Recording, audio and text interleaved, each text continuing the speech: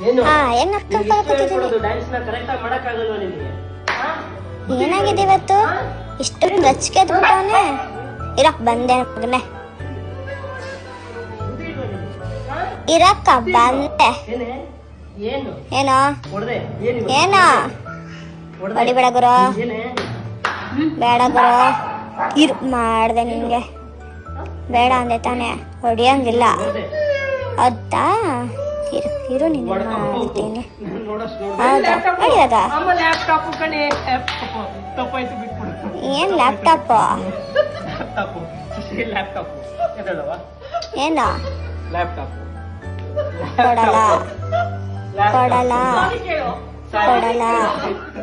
ಆ ಒಂದು ಆ ಎರಡು ಆ ಮೂರು ಆ ನಾಲ್ಕು ಕೊಡಲ್ಲ ಗುರು ಬೇಡ ಗುರು ಕೊಡಲ್ಲ